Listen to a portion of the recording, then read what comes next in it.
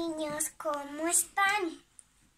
Hoy vamos a orar, pero a Jesús y a Dios. Todos van a cerrar sus ojitos y van a repetir después de mí.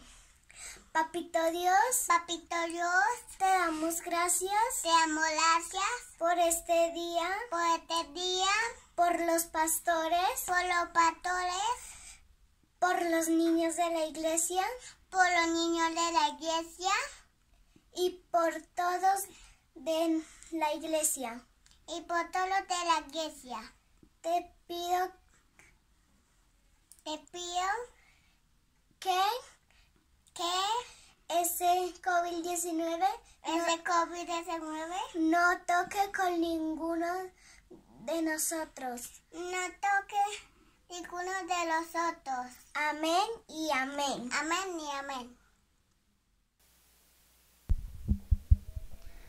Bueno, buenos días, queridos hermanos, ¿cómo están?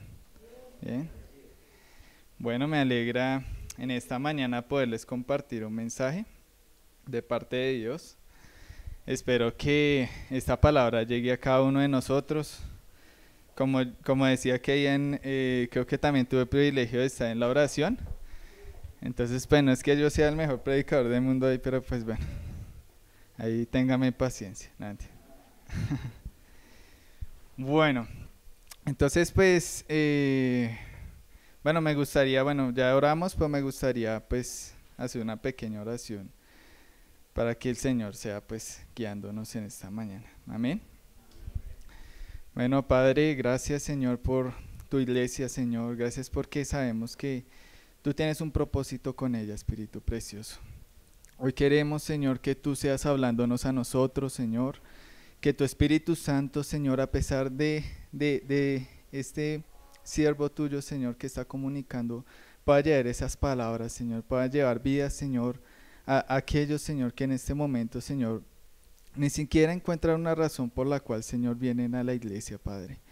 Señor, hoy queremos que tú, Señor, seas hablando, Señor, y que tú, Señor, seas, Dios mío, llenando nuestros corazones, precioso Rey. Te bendecimos y entregamos esta palabra en tus manos en el nombre de Jesús. Amén. Bueno, entonces, antes de iniciar me gustaría leerles una pequeña porción de un libro que estuve leyendo, que me llamó mucho la atención. No es un libro cristiano, pero pues me pareció chévere las ilustraciones que hacía el libro. Entonces les voy a leer una ilustración, dice. ¿Qué son una pintura olvidada en la oscuridad de un sótano maloliente o una escultura cubierta por una sábana en un cuarto de chécheres destartalados? Nada. Objetos intrascendentes, materias sin importancia. Al ser contemplados es que se convierten en arte. Son los ojos del observador los que descubren su jerarquía y su valor incalculable. ¿Qué es un libro cerrado en el fondo de una biblioteca? Papel, cartón y tinta. Se vuelve arte cuando un lector lo abre y posa su mirada en sus páginas amarillentas y mohosas. Amén. Entonces hoy titulé le puse el título al mensaje, le puse un arte desconocido. Amén. Un arte desconocido. Entonces me llama la atención eso que leí, de verdad que hubo dos citas que me llamaron mucho la atención, pero esta fue una de las que me llamó la atención porque cuando la estaba leyendo de alguna manera Dios me hablaba un poco acerca de la iglesia, ¿no? Entonces hice esa comparación, ¿no? Dios me llevaba como a hacer esa comparación pues con lo que estaba leyendo.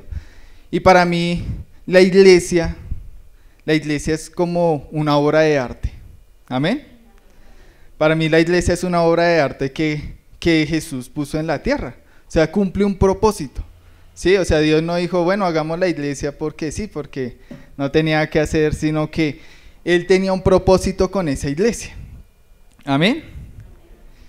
Pero también me llama la atención que aunque Dios diseñó la iglesia con un propósito, y aunque es una obra de arte, ¿sí?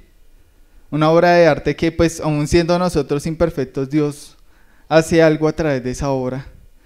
Muchos de nosotros, o sea, me impactó mucho ese texto porque muchas veces la iglesia se puede volver un objeto intrascendente y materia sin importancia. Amén. O sea, me llama la atención porque aunque somos arte, de nada sirve ese arte si ese arte está oculto, ¿sí? Si ese arte lo escondemos, o sea, ¿de qué sirve uno tener una fortuna si la va a enterrar? ¿Ustedes creen que tiene algún valor? O por ejemplo, cuando, bueno, en todo este tiempo del narcotráfico y eso, ¿de qué sirve una encaleta enterrada? ¿Usted cree que eso sirve de algo? No, ¿cierto? ¿Cuándo sirve esa caleta? Cuando Dios nos da ahí el discernimiento de dónde está, ¿no? Dice, por allá vaya, mijo, por allá. ¿Cierto? Solamente sirve ahí. Y si nadie la encuentra, ¿eso qué es? Papel. Papel enterrado y pudriéndose. Eso es, nada más. Amén. Y entonces me llama mucho la atención porque algo que yo creo es que la iglesia, solamente por ser esa obra de arte que Dios hizo, debería ser un lugar donde la gente quiera, mejor dicho, correr hacia ella, por así decirlo. ¿Sí? Pero no tanto por lo que digamos, porque uno dirá, no, pues es que allá corren porque es que el man es re áspero, allá tiene severa, es un man así, da conferencias y tiene por allá títulos en no sé qué. ¿Sí? Porque uno dice, no, es que la iglesia, qué sé yo. Bueno, sí, la iglesia, yo no sé. En fin. Sí, los discípulos de Cristo, qué sé yo. Va más gente allá porque es que allá sí hay un pastor que, mejor dicho, está así, que habla re bonito, que, mejor dicho, hace unas ilustraciones tremendas, que entonces uno cree que por eso se debería llenar. Pero yo creo que una iglesia debería llenarse no porque uno sea el mejor del mundo, ni porque uno tenga el mejor grupo de alabanza, ni porque uno tenga, solamente por ser iglesia. Yo no creo que cuando Jesús fundó su iglesia, yo no veo que Pedro haya tocado guitarra o algo así, que haya hecho solos ahí, poseído, pues. O que ellos eran personas, de hecho, analfabetas, ¿no? O sea, ellos no sabían leer ni escribir, nada. O sea, ¿qué atractivo usted en alguien así? Pues algunos así hipócritamente dicen, no, pues son reas, pero no, pues la mayoría decir, no. Sí, o sea, uno no ve como algo como que uno diga, uy, sí, eso es como algo que yo quiero juntarme con esa persona, ¿no? Pero ellos, cuando se volvieron iglesia, atraían personas. ¿Y por qué? Entonces me gustaría ver, o sea, cómo el ser iglesia hacía que se atrajeran personas hacia Jesús. Y yo pongo un ejemplo mismo a Jesús mismo, ¿no? Por ejemplo, en Lucas 14, 25 dice, grandes multitudes le acompañaban y él volviéndose les dijo. En Mateo 5, 24 dice, Jesús fue con él y una gran multitud le seguía y le oprimía. En Mateo 8, 18, viendo Jesús una multitud a su alrededor, dio orden de pasar al otro lado. En Marcos 10:1 dice, levantándose allí Jesús se fue a la región de Judea y al otro lado de Jordán, y se reunieron de nuevo las multitudes junto a él, y una vez más, como acostumbrada, les enseñaba. En Lucas 1:1 dice, y aconteció que mientras la multitud se agolpaba sobre él para oír la palabra de Dios, estando Jesús junto al lago de Genezaret. Y en Mateo 4:25 dice, y le siguieron grandes multitudes de Galilea, de Decápolis, Jerusalén y Judea, y el otro lado del Jordán. O sea, ¿qué hacía? Yo no entiendo qué hacía Jesús para que atrajera tantas personas hacia él. O sea, había un imán que hacía que la gente corriera hacia él. Amén. Y uno diría, no, pues Jesús, porque Jesús era el Hijo de Dios, ¿no? Entonces uno dice, pues no, pues obviamente es Dios, entonces pues ya tiene ahí algo sobrenatural. Pero me llama la atención que dice, no sé si recuerdan ese pasaje de la Biblia donde Pablo estaba persiguiendo a la iglesia y decía, Pablo, ¿por qué me persigues? ¿Sí? Pablo, ¿por qué me persigues? Y él decía, ¿pero a quién estoy persiguiendo? Él decía, me estás persiguiendo a mí. O sea que Jesús se identifica como iglesia.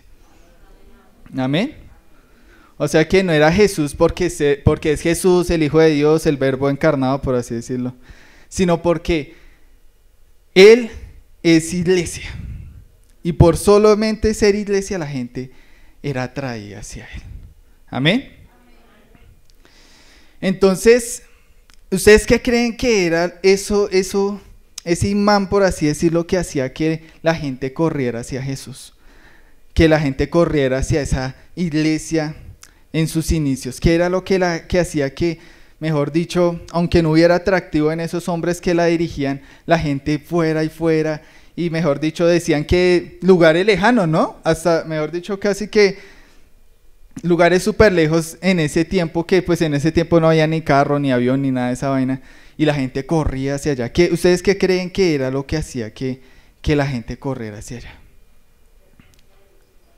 La presencia de Dios, su palabra. ¿Cómo? La palabra de Dios.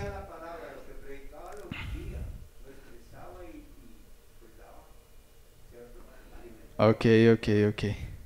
Bueno, ¿y qué es la palabra de Dios? Porque uno se dice la palabra. Pues en ese tiempo no existía la Biblia, ¿no? Sí, allá no había que la Biblia. De hecho, Jesús ni siquiera tenía. Bueno, sí, pero ¿qué es eso? Sí, porque en el verbo de Dios suena como todo así como el verbo de Dios, ¿no? Como que, ¿eso qué significado tiene para nosotros? La autoridad, o sea, era un militar, así, bueno, venga porque yo soy aquí un conquistador, pues. ¿Qué es lo que hacía que la gente corriera hacia Jesús?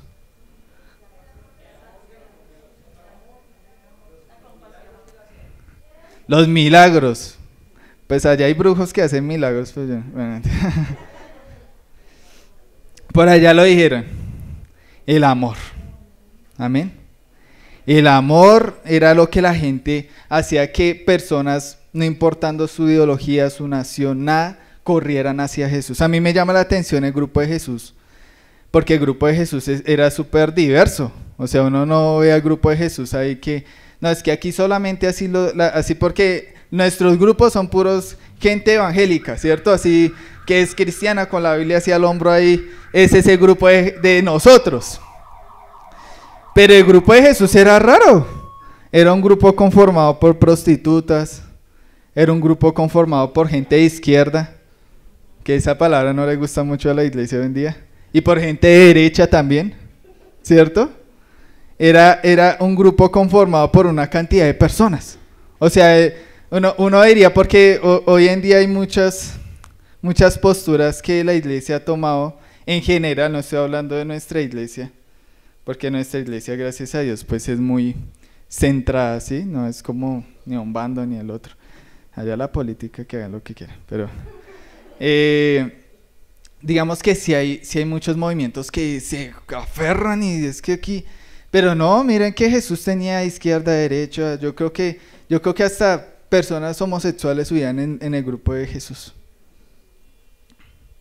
Todos lo seguían, todos. Los borrachos, los consumidores, si hubiera droga, los consumidores de droga, todos seguían a Jesús, todos eran atraídos.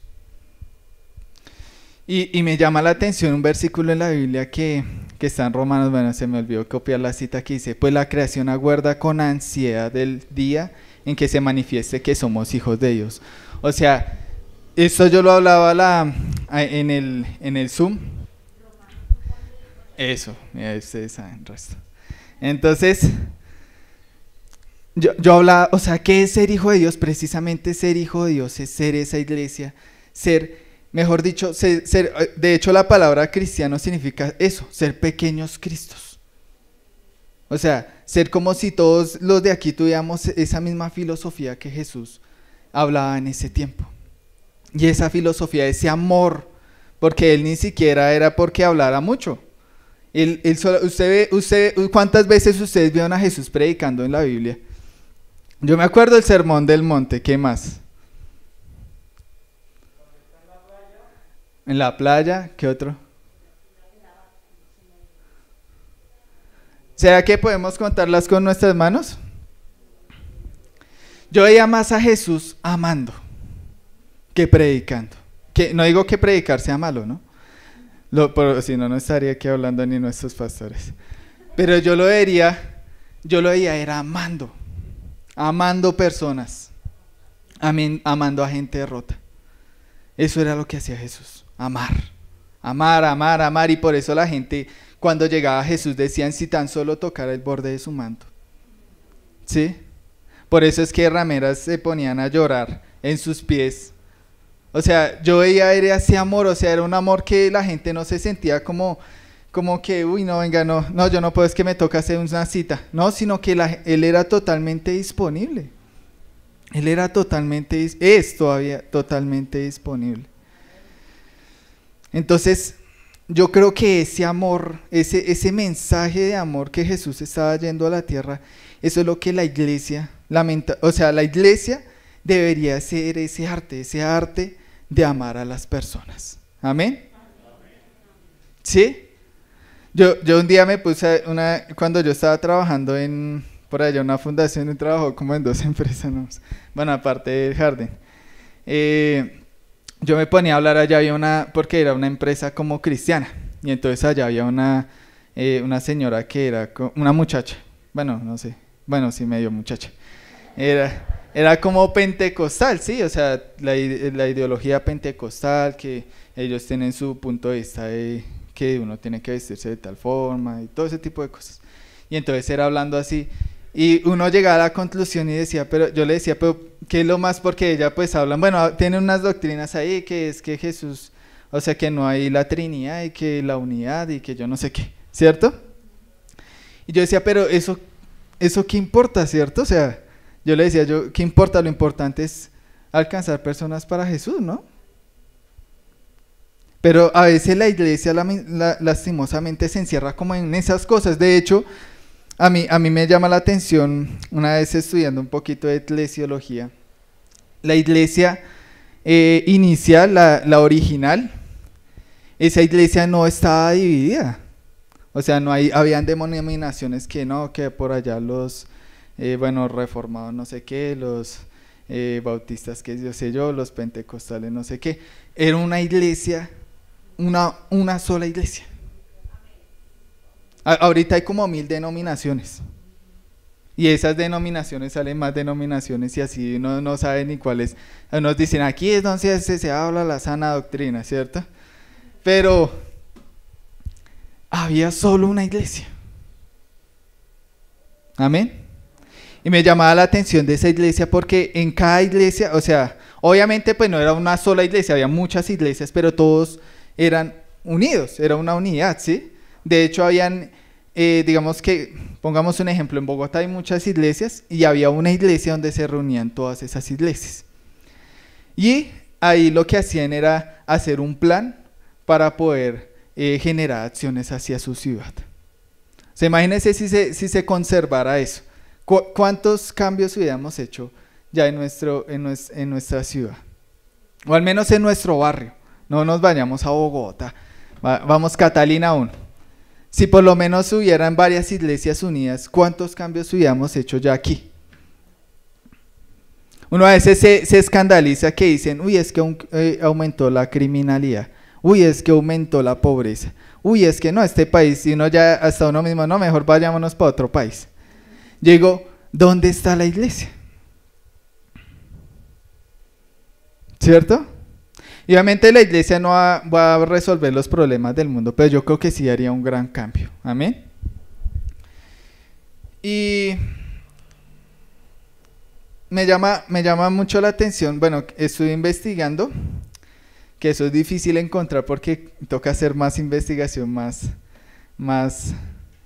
evaluación desde lo cristiano, pero encontré, gracias a Dios, una encuesta que nos decía por qué la gente se iba de la iglesia, cuáles eran los factores de que la gente se fuera de la iglesia. Y mencionaban, bueno, yo anoté algunos aspectos. Como les digo, no significa que en nuestra iglesia esté pasando eso, o sea, yo estoy hablando de la iglesia en general, ¿no? Porque aquí, pues, gracias a Dios, digamos que yo soy testigo que realmente aquí nuestros pastores trabajan con mucho amor. O sea, ellos trabajan con mucho amor, el ministerio de ellos. La verdad, yo es la única iglesia cristiana que he visto en mi vida, de verdad. Sí, yo no he visto así muchas iglesias. Yo he estado como en 3 iglesias, pero esta realmente es donde yo he visto realmente ese amor. Pero bueno, yo hablo es en general, ¿listo? Entonces no vayan a decir, ay, sí, es que aquí. No, sino que es en general. Bueno, entonces dice que la gente se va de la iglesia porque la iglesia es muy crítica. La burocracia de la iglesia es asfixiante. La gente se va de la iglesia porque en la iglesia no fue el lugar donde se encontraron con Dios. Y la iglesia tomó una posición política con la que ellos no estaban de acuerdo. Por eso la gente se fue de la iglesia. Esa fue la encuesta que se hizo. Algunas de las razones, habían otras, pero pues estas fueron las que más me llamaron la atención. Y yo decía, ¿por qué? O sea, ¿por qué pasa eso? O sea, yo no entiendo si el propósito de la iglesia es amar a la gente, ¿por qué nosotros generamos de la iglesia una burocracia? Porque si hay muchas iglesias que, mejor dicho, para uno hablar con el pastor le toca pasar así como 2 meses. ¿Cierto? 2 meses por allá, eso es mejor. Yo creo que uno tiene más rápido una cita con el jefe por allá de ramo o por allá de Bimbo que con el pastor, ¿cierto? O sea, una vaina que no es que el líder y después el coordinador y después el supervisor y después... Estamos igual que la iglesia católica. La iglesia tradicional es así, es como con jerarquías. ¿Usted cree que algún día va a hablar con el Papa? Si acaso por ahí, si es que tiene plata por allá, ir a Roma y si acaso el Papa por ahí le hará así como que, ¿cierto? Y dirá, hola, lo hice general y uno, ay, me dijo algo, ya estoy bendito, ¿cierto? Pero no, nunca, yo creo que nunca, ni siquiera los mismos sacerdotes, yo creo que alguna vez van a tener algún tipo de interacción con el Papa, ¿no? Pues yo no veo a Jesús así. Jesús era totalmente disponible, o sea, Jesús llegaba a todo el mundo llegaba a Jesús, desde el más rico hasta el más pobre llegaba a Jesús. Amén. Pues yo creo que hay cosas pequeñas que podemos hacer, cosas pequeñas en las cuales nosotros podemos hacer para amar a los otros. Yo me acuerdo que una vez, bueno, recién conocí a Jesús. Yo estaba como en 11 y bueno, yo pues uno cuando conoce a Jesús, pues yo no sé si a ustedes les ha pasado, eso por lo menos me pasó a mí. Yo estaba así súper entusiasmado, o sea, todavía, ¿no? Pero digamos que en ese tiempo era como esa felicidad, ¿no? Todavía la tengo, pero pues sí, bueno, era mi primera vez. Yo me sentía súper feliz y súper entusiasmado y mejor dicho yo quería hablarle de Jesús a todo el mundo. Sí, pero obviamente pues los muchachos del colegio pues hay unos que eran todos así, todos bulineros y que buena el pastor, ¿no? Entonces yo me acuerdo que había una muchacha que era súper bonita. Bueno, pues mi esposa es más bonita, ¿no? Pero...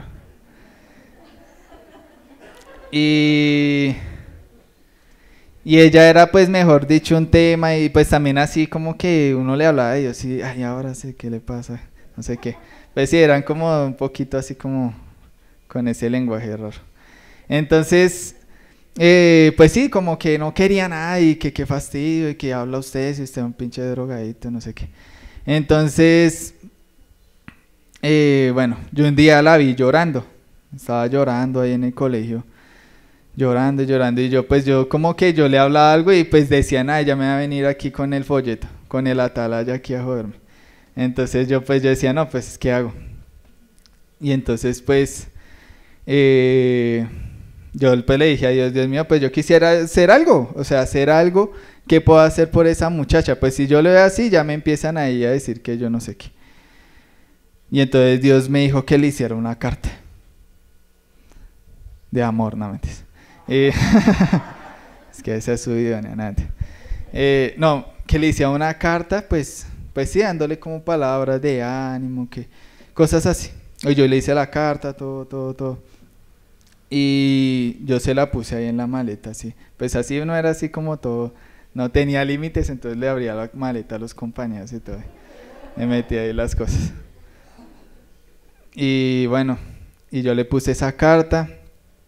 Y yo me acuerdo que esa muchacha, pues a pesar de que era así, porque ella sí era de como así las populares y toda esa vuelta.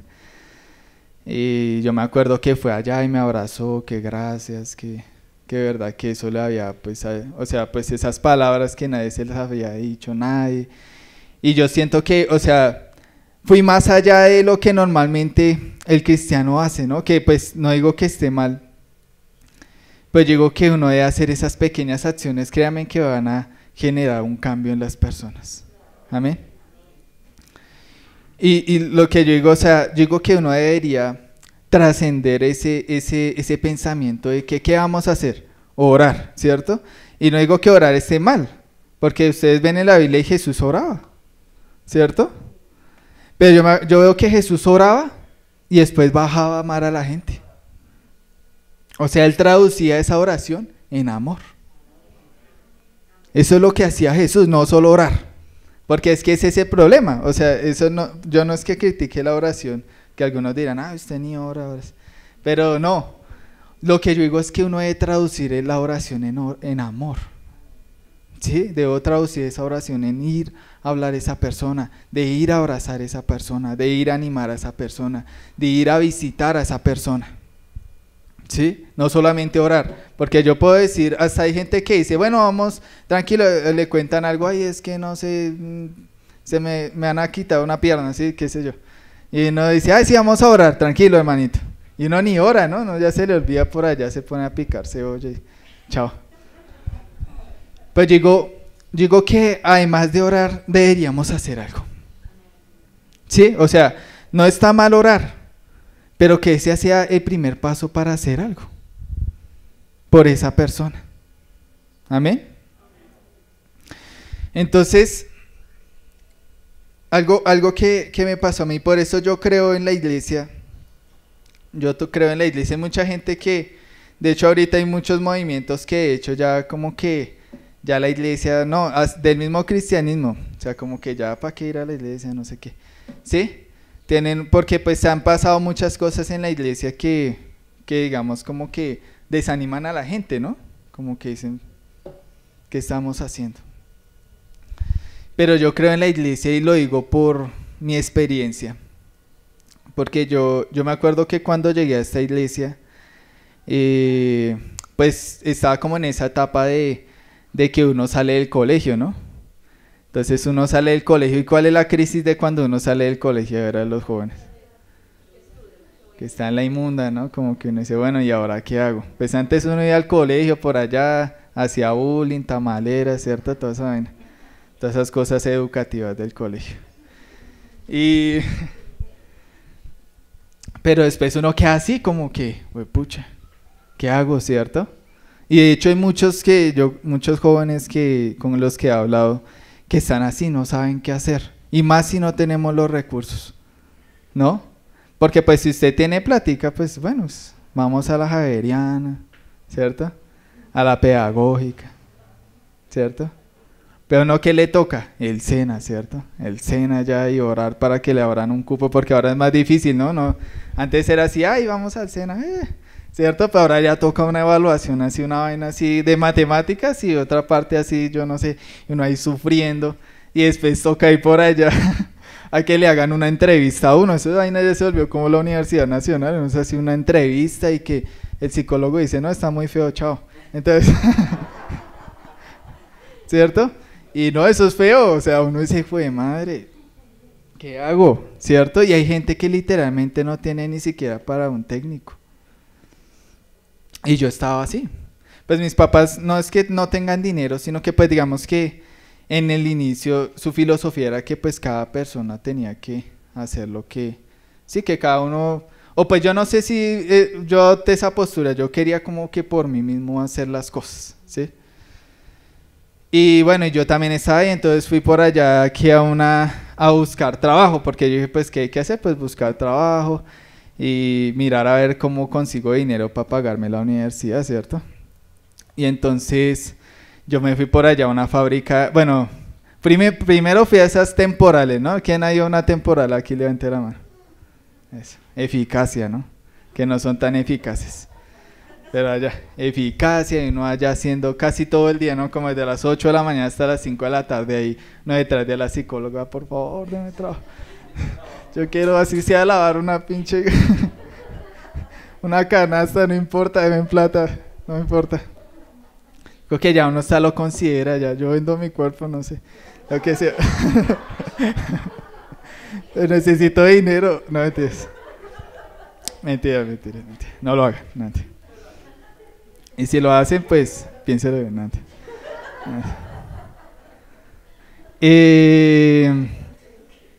Llegó allá, no, nada salía, nada. Todo el día ahí con mi tía, bueno, mi tía no, mi tía Rosita, ¿cierto, abuelita? Mentira. Íbamos allá y todo el día ahí perdido y otra vez vuelva y vuelva. Pues uno ya era como la rutina, bueno, por lo menos voy a la temporada, allá hago algo, ¿no? Y nada. Y bueno, y después entonces mi papá ahí contactó a un padrino mío, que pues el man es un asco, no, y entonces pues él también me estaba ayudando, no, mentira, no, el pa' qué. Y estaba ayudando y pues me consiguió por allá un trabajo en una fábrica de arepas. Sí, pues no esas así de la esquina, así que uno hace allá, echan mantequilla con sal, no, nada no, así, no. No, una fábrica, no, era una fábrica, o sea, literal así, le vendían a Coca-Cola y toda la vuelta, así, chévere. Y entonces fui, y yo dije, bueno, pues, ¿qué es hacer arepa, no?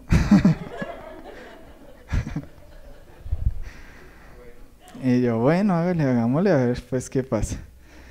Y yo haga ahí, no, qué vaina, re y es peor que ir a Bastos, a lo ver. Porque tocaba cargar bultos así, gigantes así, pues yo, imagínense mi espalda adolescente, ¿no? Mi espalda adolescente así, de 18 años, yo ahí con un bulto ahí. Yo nunca he hecho ejercicio, pues más o menos, ¿no? Ahorita sí, pero antes no.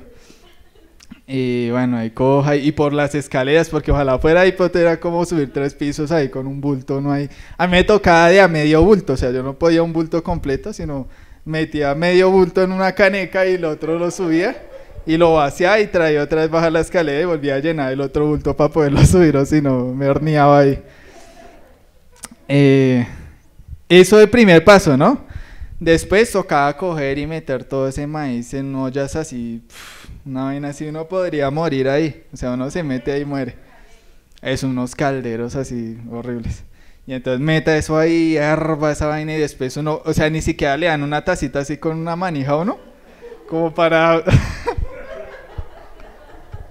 para sacar esa vaina ahí, tocaba con una tacita sin manija, o sea, son re desgraciados, ¿no?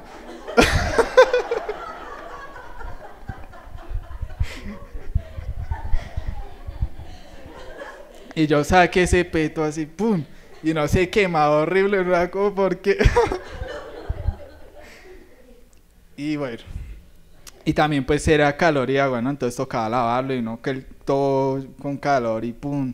Eso se sentía así como en un termal, esos termales que uno iba así que se baña con agua fría y caliente así. Horrible, una experiencia fea. Pues los si ustedes trabajan en eso los admiro de verdad, o sea, mis respetos. Y yo pues salí, yo re mal, yo, uy no, yo hasta me puse a llorar. Yo llorando así, yo dije, solo duré un día.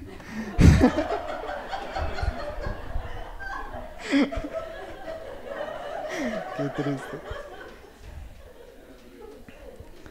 Solo duré un día y yo lloré porque yo dije, no, qué asco, yo no vuelvo acá. Y yo lloré, y bueno, yo ya conocí a mis pastores. Entonces, pues sí, yo estaba como pues triste porque pues obviamente uno adolescente, uno pues no tiene mucha experiencia. Si ahorita no tengo experiencia, imagínense en esa época. Entonces, o sea, yo me veía en esa situación así y yo me acuerdo que mi pastora y mi pastor me empezaron a ayudar, me ayudaron, o sea, mi pastora misma fue a buscarme la universidad, imagínense, mi pastora misma buscándome la universidad y pues me dio la oportunidad de trabajar aquí. Entonces yo dije, por eso yo creo en la iglesia. Amén. O sea, si todos fuéramos con ese corazón que tienen mis pastores, créame que la gente amaría tanto a Dios. O sea, no necesitaríamos allá hablarles ahí, bueno, vamos a abrirle la Biblia, venga, le predico Isaías, no sé qué. No, ámenlos. Créame que ese amor transforma. Yo a veces lo que yo le decía muchas veces a los jóvenes, yo a veces cojo la Biblia, yo a veces tengo problemas y no encuentro como respuestas. Pues no es que la Biblia no tenga las respuestas, pero sí a veces no encuentro. Pues yo en el amor de esas personas, de mis pastores, de mi familia, yo he encontrado el amor de Dios. Amén. Entonces, yo creo que es este ministerio, por lo menos esta iglesia, no sé las demás, o por lo menos lo que han hecho conmigo, yo siento que eso es lo que debería ser una iglesia. Amén. Eso es lo que debería ser una iglesia. Trascendamos el orar. Ya la gente está mamada, literal, o sea, perdónenme la expresión, de orar. Vamos a orar, vamos a orar. Y ahí uno ahí escucha a un man por una hora y no como, reprendo al diablo. Entonces, o sea, no digo que esté mal. Pues yo digo que si demostramos ese amor práctico, como lo hacen nuestros pastores, que traducen su oración en amor, créanme que muchos vendrían a Cristo. Amén. Entonces, pues nada, eso es lo que le quería transmitir a ustedes. Realmente la iglesia sí es importante, la iglesia es necesaria en el mundo, pero cuando realmente tomamos ese propósito por el cual fue hecha la iglesia, y fue una comunidad de amor para este mundo roto, para este mundo que ya no tiene esperanza, para este mundo que, ¿usted sabe cuánto sufrimiento hubo en esta pandemia? Mucho sufrimiento, no solamente por las muertes, sino por la economía, un sufrimiento tremendo. Yo creo que hay mucha gente que hubiera esperado ese abrazo de la iglesia y no se lo dimos. Y esto no es para sentirlo culpable, porque si no la misma vaina. Hagámoslo. Abracemos. Si usted conoce a alguien que está mal, de pronto usted no tiene el dinero. Yo digo, bueno, puede que usted no pueda ayudar mucho porque usted no tiene dinero, pero ayúdele a buscar un trabajo. Sí, al menos.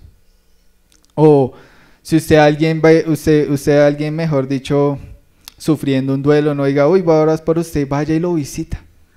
Mire que eso es lo que decía Jesús cuando decía, cuando tuve hambre me diste de comer, cuando tuve sed, cuando estuve enfermo me visitaste. O sea, esa es la iglesia, esa es la iglesia. Y eso es lo que deberíamos hacer. Amén. Me gustaría que nos pusiéramos de pie.